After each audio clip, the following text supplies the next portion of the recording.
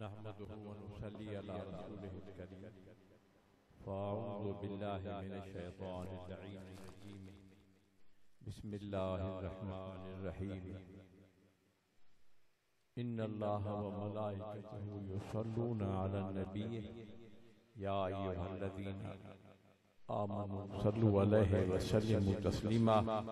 اللهم صل على سيدنا ومولانا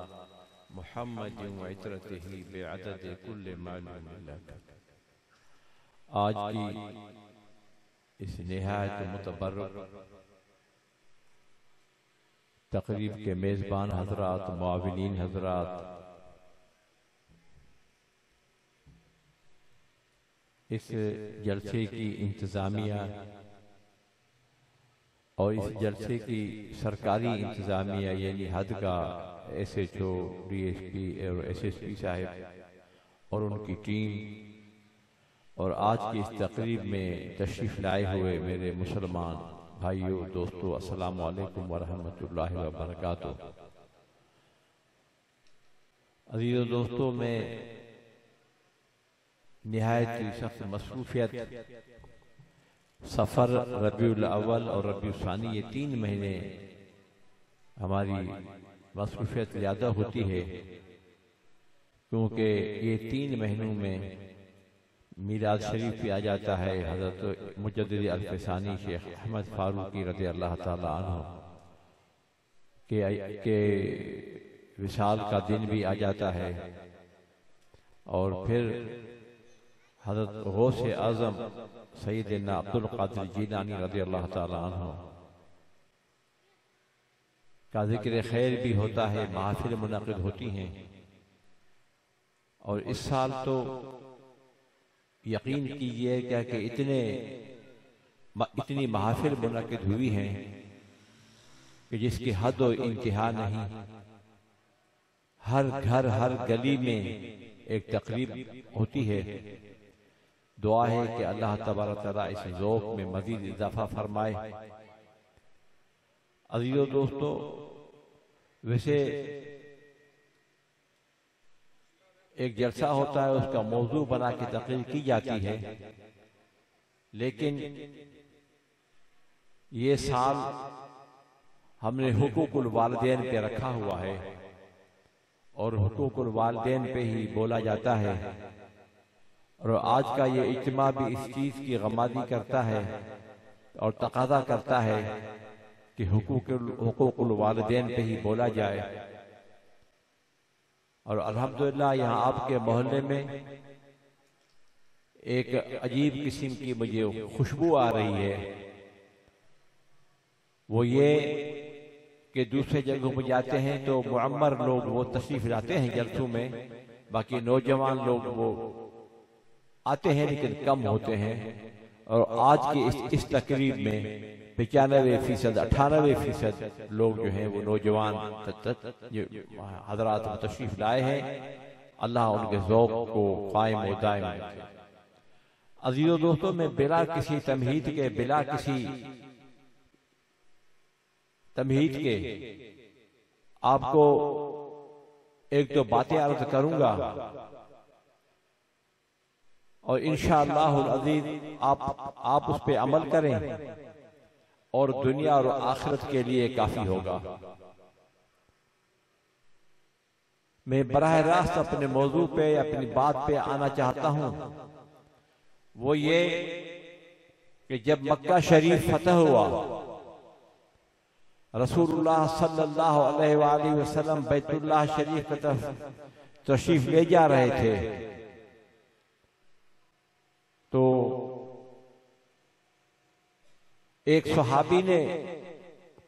دوڑ لگا کے آگے بڑھنے کی کوشش کی، تو آپ کریم صلی اللہ علیہ وسلم نے اسے فرمایا رکو، رک گئے۔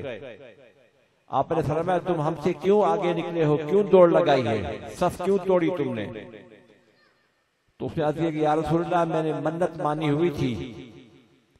کہ جب مکہ فتح ہوگا اور آپ تشریف لائیں گے تو میں دوڑ کر بیت اللہ شریف کے دروازے کی چوکھٹ کو چوموں گا، اور میرا کوئی کام نہیں تھا۔ رسول اللہ صلی اللہ علیہ وسلم نے اسے دریافت کیا کہ تمہاری ماں زندہ ہے؟ اس نے عرض کی ہاں یا رسول اللہ میری ماں زندہ ہے۔ تو آپ کریم صلی اللہ علیہ وسلم نے فرمایا کہ بیت اللہ شریف کے دروازے کی چوکھٹ چومنے سے ماں کے پاؤں چومنے میں زیادہ ثواب ہے، جاؤ ماں کے پاؤں چومو۔ اور یہ بھی رسول اللہ نے فرمایا، یہ بھی رسول اللہ نے فرمایا کہ ماں باپ کی طرف مسکرا کر دیکھنے میں مقبول حج کا ثواب ملتا ہے۔ صحابہ کرام تو زیادہ سے زیادہ نیکیاں کمانے والے تھے، حاصل کرنے والے تھے، اور وہ یہ کہتے ہیں، صحابہ کرام کو رسول اللہ نے فرمایا کہ جس نے ماں باپ کی طرف مسکرا کر دیکھا اس کو ایک مقبول حج کا ثواب ملے گا۔ صحابہ کرام میں سے کسی صحابی نے عرض کی یا رسول اللہ اگر 2 مرتبہ کوئی دیکھے، آپ نے فرمایا کہ 2 حج کا ثواب ملے گا۔ 3 4 5 6 جب گنتی 10 پہ پہنچی، یا رسول اللہ اگر کوئی آدمی دن میں 10 مرتبہ ماں باپ کی طرف مسکرا کر دیکھے تو آپ کریم صلی اللہ علیہ وسلم نے فرمایا کہ تم تو کہتے ہو کہ 10 مرتبہ مسکرا کر دیکھنے میں کتنا ثواب ملے گا، میں آپ کو یہ کہتا ہوں کہ دن میں اگر آپ نے 100 مرتبہ بھی مسکرا کر ماں باپ کی طرف دیکھا تو آپ کو 100 مقبول حج کا ثواب ملے گا، اور حج ایک بھی قبول ہو گیا تو اس پہ جہنم کی آگ حرام ہو جاتی ہے۔ عزیزو دوستو، نوجوانوں جن کے والدین حیات ہیں ان کے لیے غنیمت کا یہ موقع ہے۔ آپ جائیں، یہاں سے جاتے ہوئے پہلا کام یہ کریں کہ اپنے ماں کے پاؤں کو چومیں، مسکرا کر ماں باپ سے ملیں۔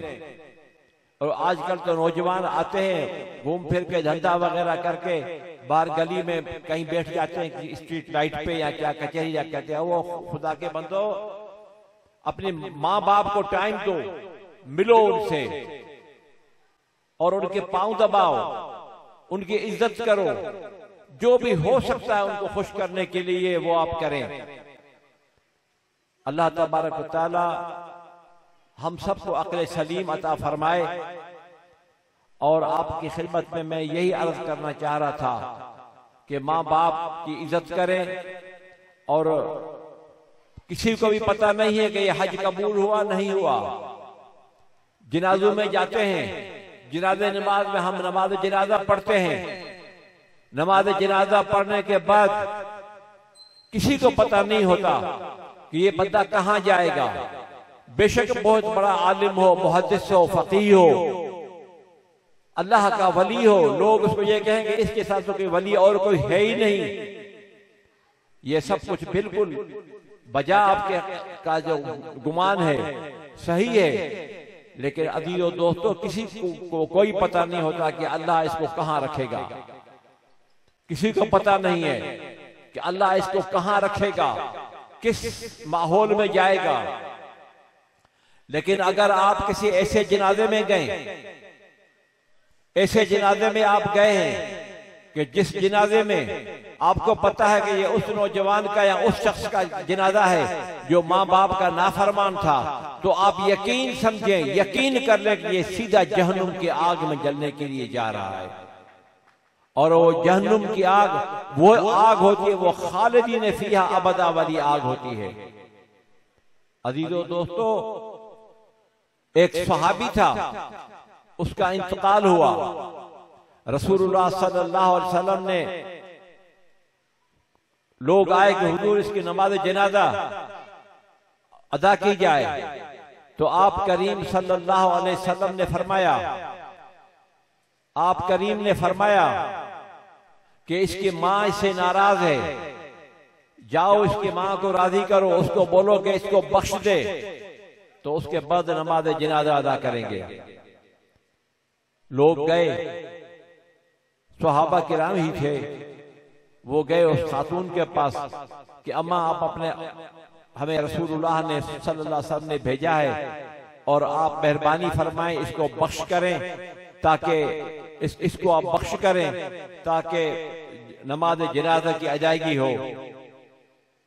اس خاتون نے کہا کہ مجھے اس نے اتنا تنگ کیا ہے، زندگی میں مجھے اتنا اس نے پریشان کر رکھا تھا کہ میں اس کو بخش نہیں کروں گی، نماز تمہارا کام ہو، جاؤ نماز پڑھاؤ۔ جواب دیا۔ پھر دوسری مرتبہ رسول اللہ نے لوگوں کو بھیجا، اس کو بھی ڈیلیگیشن کو اس نے واپس کر دیا۔ پھر تیسری مرتبہ رسول اللہ نے بھیجے لوگ اور زیادہ جمع ہو گئے مدینہ منورہ کے لوگ، اور آپ گئے وہاں پہ۔ رسول اللہ صلی اللہ علیہ وسلم نے جب کہا کہ اس کو بخش کرو، 3 مرتبہ جب لوگ وہاں پہ گئے، اس خاتون نے معاف نہیں کیا، واپس کر دیا۔ تو اس نے جب واپس لوگوں کو واپس کر دیا کہ میں معاف نہیں کروں گی اس کو،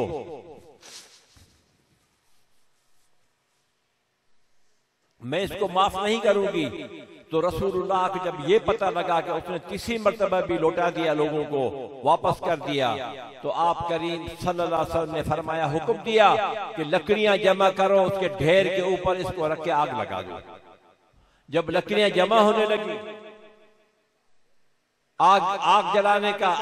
آگ دکھانے کا موقع جب آیا، تو وہ خاتون وہاں سے دوڑتے ہوئے آئیں کہ یا رسول اللہ، آپ اس کی جنازہ نماز پڑھائیں، اس کو جلائیں مت۔ تو آپ نے فرمایا کہ تم اس کو بخش کرو،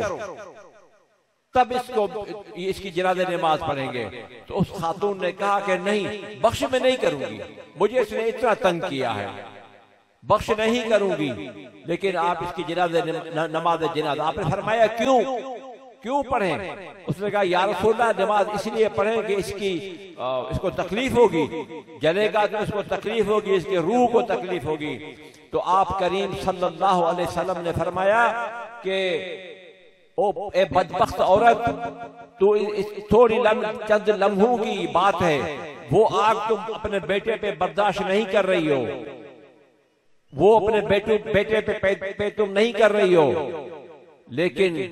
یاد رکھو، اگر تم نے اپنے اس بیٹے کو بخش نہ کیا، اگر اپنے بیٹے کو بخش نہ کیا، تو یہ اس آگ میں جائے گا جو خالدین فیہا ابدا کی آگ ہے، یعنی ہمیشہ جلنے والی آگ ہے، اس کی کوئی انتہا نہیں ہے۔ عزیزو دوستو، پھر اس عورت کو ہوش آیا، اس نے کہا یا رسول اللہ، میں نے بخش کیا۔ پھر اس کی نماز جنازہ بھی رسول اللہ صلی اللہ علیہ وسلم نے پڑھائی، اور دعا بھی جنازہ کے بعد خود رسول اللہ صلی اللہ علیہ وسلم نے ادا فرمائی۔ آپ اندازہ لگائیں کہ ماں باپ کے کتنے حقوق ہیں۔ ماں باپ لوگ آتے ہیں فیصلہ لے کے کہ سائیں ہم میرے باپ کو بلائیں، اس کو کہیں کہ میرا جو شیئر بنتا ہے، ڈیو شیئر جو میرا ہے وہ مجھے دے دے، میں اپنے باپ کے ساتھ نہیں رہ سکتا، میں علیحدہ رہوں گا، باقی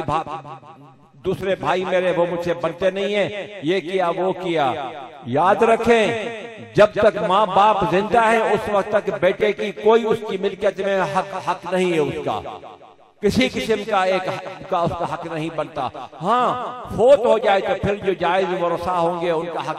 حق ضرور بنے گا، لیکن ان کے جیتے جی اگر بیٹا مر جائے تو بیٹے کو حق نہیں ملے گا، بیٹے کی اولاد کو حق نہیں ملے گا۔ فقہ حنفیہ کے مطابق پوتے کا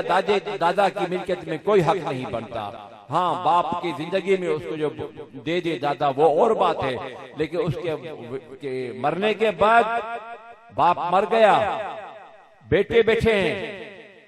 پوتے ہیں، پوتے کا حق نہیں بنتا۔ لیکن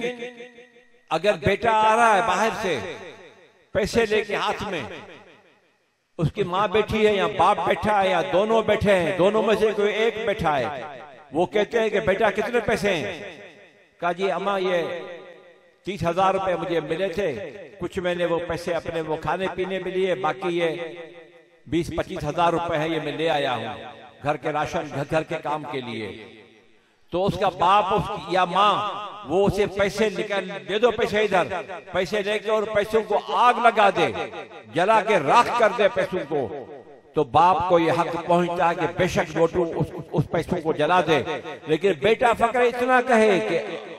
کہ امی یہ پیسے میں نے بڑی مشکل سے کمائے تھے، ٹھیکیداروں کی ڈانٹ ڈپٹ تھی میرے اوپر، کبھی پیٹ میں درد، کبھی سر میں درد، لیکن میں مجبوراً آپ کے اخراجات پورنے کرنے کے لیے میں مجبوراً میں نے سب وہ جھڑکیاں بھی کھائیں، میں نے وہ لوگوں کا عتاب بھی برداشت کیا، اور اس کے بعد یہ پیسے میرے، آپ اس پیسوں کو جلائے نہیں، اس میں سے اپنے لیے کوئی چیزیں لیں، کپڑے لیں اور کوئی چیز لے لیں آپ، لیکن ان پیسوں کو جلانا نہیں چاہیے، بڑی مشکل سے میں نے یہ پیسے کمائے ہیں۔ جب یہ بات، یہ کہنے کا، اتنا مکالمہ کرنے کا، یہ آرگیومنٹ کرنے کا بیٹے کو کوئی اختیار نہیں کہ جا کے ماں باپ سے وہ آرگیومنٹ کرے کہ یہ پیسے آپ نہ کریں، پیسے لے کے وہ جمع کر دے اور آگ لگا دے۔ رسول اللہ صلی اللہ علیہ وسلم کے زمانے میں ایک شخص آیا، وہ آ کے بیٹھا، اس نے آ کے کہا یا رسول اللہ میں سفر پہ گیا ہوا تھا، میرا مال ملکیت میرے باپ کے پاس تھا، جب میں چلا گیا واپس آیا دیکھتا ہوں کہ میرے باپ نے وہ سارا کھا پی کے پتہ نہیں کہاں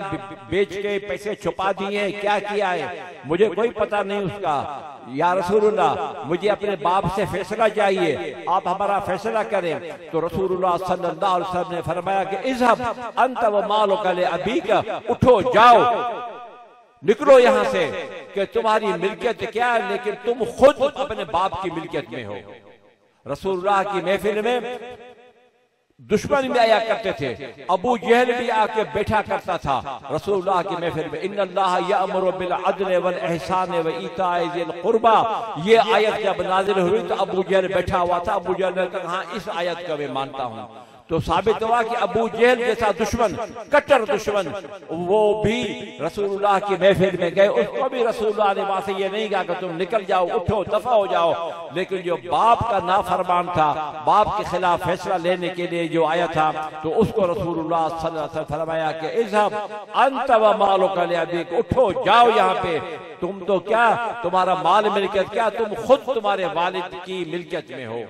عزیزو دوستو، رسول اللہ صلی اللہ علیہ وسلم کے پاس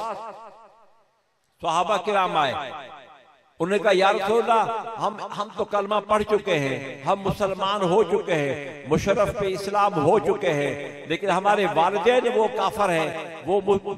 نہیں کرتے، ہمارے والدین جو ہیں وہ کلمہ نہیں پڑھ رہے، مسلمان، ہم نے بڑی کوشش کی ہے، اب کچھ لوگ کہتے ہیں کہ کھانا پینا بند کرو، بھوک مریں گے بھاگ جائیں گے، کوئی کہتا ہے کہ اس کو لگاؤ، جوتے لگا کے نکال دو گھر سے، کوئی کہتا ہے کہ اس کو مار دو، کوئی کہتا ہے کہ اس کو ٹارچر کرو بھاگ جائیں گے، کوئی بعض لوگ یہ بھی کہتے ہیں کہ اس کو مار دو، جان چھڑاؤ، ختم کرو ان کو، یہ ہمارے دین پر نہیں آ رہے ہیں۔ تو رسول اللہ صلی اللہ علیہ وسلم نے ان سے پوچھا کہ جب آپ نے اسلام نہیں لایا تھا، آپ غیر مسلم تھے، اس زمانے میں باپ کی عزت اور خدمت کیا کرتے تھے؟ تو انہوں نے کہا کہ ہاں یا رسول اللہ، ہم اپنے ماں باپ والدین کی خدمت کیا کرتے تھے، عزت کیا کرتے تھے۔ تو رسول اللہ نے انہیں فرمایا کہ وہ جب آپ غیر مسلم تھے، آپ جتنی عزت کیا کرتے تھے، جتنی خدمت کیا کرتے تھے، اس سے زیادہ عزت کریں، اس سے زیادہ خدمت کریں، اس لیے کہ وہ آپ کے والدین ہیں۔ ثابت ہوا کہ والدین اگر غیر مسلم ہیں، اب لوگ کہتے ہیں والدین کے حق حقوق ہیں، لیکن میرا والد تو بجلی بھی چوری کرتا ہے، گیس بھی چوری کرتا ہے، پانی بھی چوری کرتا ہے، اور ایسے باتوں میں بیٹھ کے کہیں بھی الٹی سیدھی باتیں بھی کر دیتا ہے، میرا باپ نہیں۔ وہ اس کا اور اللہ کا معاملہ آپس میں ہے، اس خطائے بزرگان گرفتن خطاست، بزرگوں کی خطا کو پکڑنا، اس سے باز پرس کرنا، یہ بجائے خود ایک جرم ہے۔ آپ سے میں عرض کروں گا کہ والدین کی خدمت کریں، والدین کو راضی رکھیں، اور اللہ کی رحمتوں میں امید رکھیں۔ اللہ کی رحمتوں میں امید رکھتے ہے ہی ہر وقت، لیکن اللہ کی رحمتوں میں یقین رکھ کے میں کہتا ہوں کہ اگر یہاں اس محفل میں، اس میلاد شریف کی محفل میں، اس 11ویں شریف کی اس محفل میں، یہاں پہ اگر اس محفل میں کوئی شخص صدق کے دل سے یہ کہے کہ آئندہ کے لیے میں نماز 5 وقت کی پڑھوں گا پابندی سے، اور والدین کی فرما برداری کروں گا، تو اللہ کی رحمتوں میں یقین رکھے میں کہتا ہوں کہ اس کو یہاں اب بھی اسی وقت اللہ تبارک تعالیٰ اس کو ولی کر کے اٹھائے گا یہاں سے۔ عزیزو دوستو، دل چاہ رہا ہے کہ کافی اور بھی باتیں کی جائیں، لیکن وہ اس لیے کہ مجھے اور بھی کہیں جانا ہے، اور کل صبح کو بھی گڈار کی طرف پروگرام ہو رہے ہیں، کل پرسوں سے وہاں پہ مول شریف اور بہت آگے، وہاں پہ موسم بھی تبدیل تھا، ٹیمپریچر 12 تھا وہاں پہ بھی گئے بلوچستان تک پہاڑوں میں، اور کل بھی میرے پروگرام ہیں، یہاں پہ بھی ہیں، گڈاب میں بھی ہے، پھر سامارو میں بھی ہے، کنڈری میں ذرا مصروف ہوں بہت زیادہ۔ دعا کیجئے گا کہ اللہ تبارک تعالیٰ آپ حضرات کو استقامت عطا فرمائے۔ میں بھی آپ کا دعا گو ہوں کہ اللہ آپ کو استقامت عطا فرمائے، اور اللہ آپ کو خیر، امن اور سلامتی فرمائے، اور نماز 5 وقت پڑھیں۔ آج کی اس تقریب کا لب لباب یہ ہے کہ 5 وقت کی نماز پڑھیں گے، یہ وعدہ کریں اپنے آپ سے، اپنے ضمیر سے، اپنے دل سے وعدہ کریں کہ اللہ کو راضی کرنے کے لیے، اللہ کے حبیب کو راضی کرنے کے لیے آپ نماز پڑھیں 5 وقت کی، 5 وقت کی نماز مقرر پڑھیں، اور والدین کی فرما برداری کریں، والدین کی فرما برداری اور نماز، یہ 2 کام آپ کریں، باقی اللہ تبارک تعالیٰ پہ چھوڑ دیں۔ انشاءاللہ تعالیٰ اللہ آپ کو غریق رحمت فرمائے گا، اللہ اپنی رحمتیں اور برکتیں اور بخششیں آپ کے گھروں پہ نازل فرمائے گا۔ اللہ تبارک تعالیٰ سے دعا ہے کہ یا اللہ تو اس محفل کو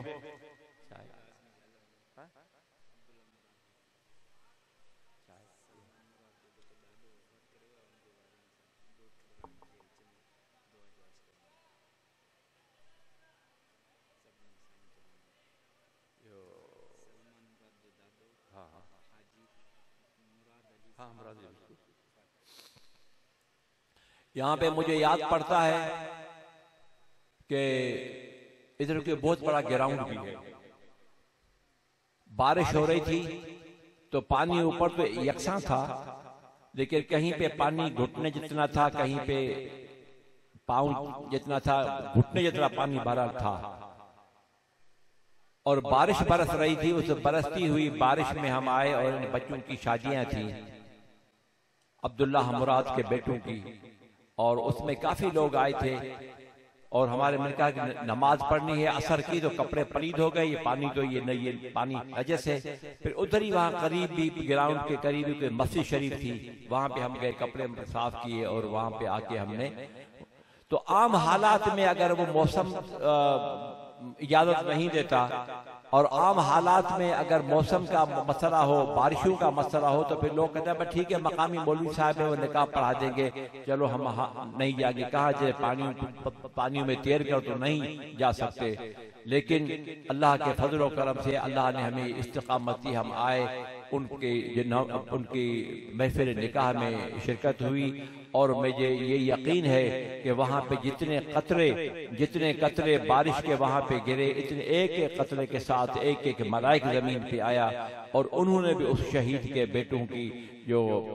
شہید کے جو بیٹے تھے، ان کی خوشی میں وہ شریک ہوئے، اور اللہ نے ان کو یہ ہمت عطا فرمائی۔ اور ہمیں بھی اگر موسم ناساز ہوتا ہے، ناسازگار ہوتا ہے، تو پھر ہم بھی وہاں پہ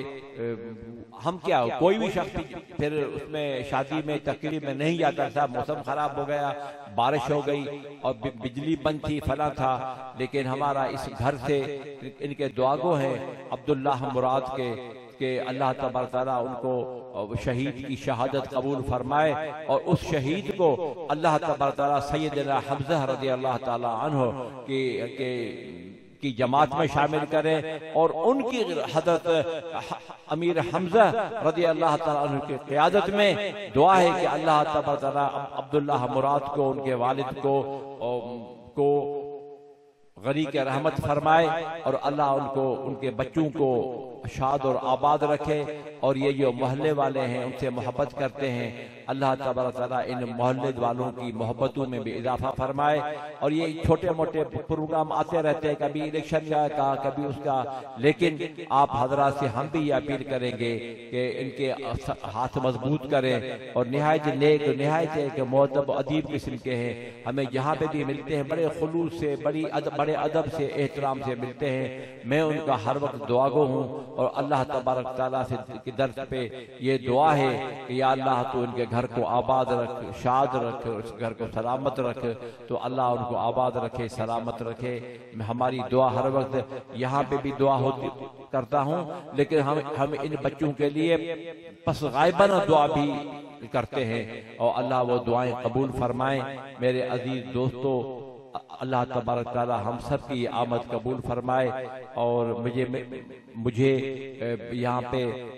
آج بھی جو یہاں ایک اور پروگرام تھا، وہ وہاں سامارو کا پروگرام تھا، وہ پروگرام ہم نے چھوڑا، یہاں پہ آج یہ پتہ لگا کہ یہاں پہ عبداللہ مراد کے گاؤں صدیق گوٹھ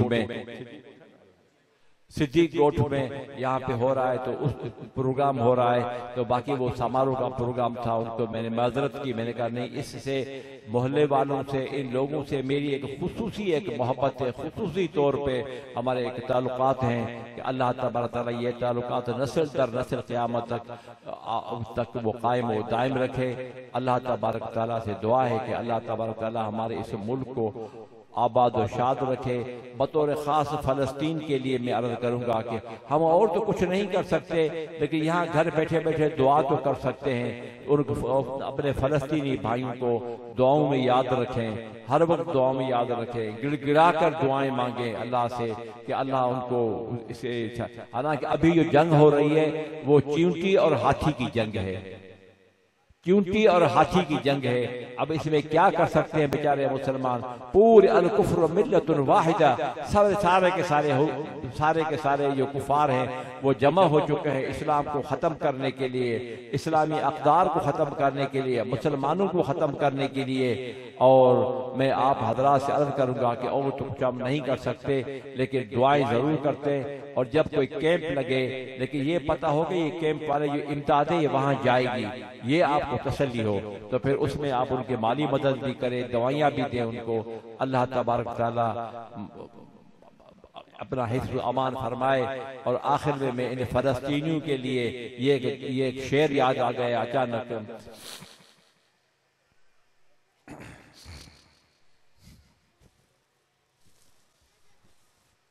اللہ تبارک تعالیٰ آپ کو آباد رکھے، سلامت رکھے۔ خنجر چلے کسی پہ تڑپتے ہیں ہم امیر شاعر کا نام تھا۔